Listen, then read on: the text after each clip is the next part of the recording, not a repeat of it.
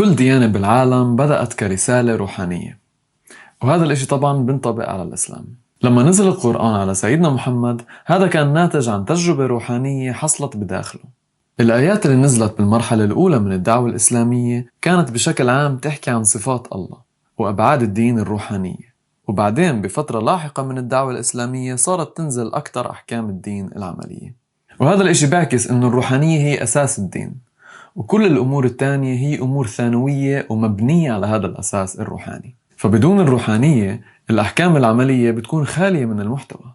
الممارسات الدينية مثل الصلاة لازم تكون مبنية على إيمان حقيقي عشان تكون صادقة. فبدون الإيمان الصلاة بس بتكون عبارة عن حركات أوتوماتيكية ما إلهاش أي معنى. بس العكس مش صحيح، من الممكن أنه يكون عندك إيمان بس بدون ما تمارس الشعائر الدينية. فالروحانية والإيمان الحقيقي هم الأساس والمرجع الصادق الوحيد لكل الممارسات في الدين. وهي مش بس الأساس للممارسات الدينية، هي برضو الهدف من وراء هاي الممارسات.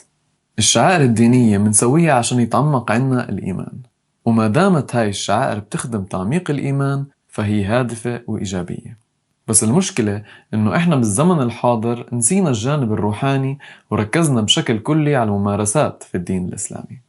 وهذا الإشي بيخلي الإسلام مثل ما بيمارسوه الأغلبية اليوم مجرد خيال وذكرى من الماضي، إشي منتبعه بس لأنه جدودنا كانوا يتبعوه ومش أكتر.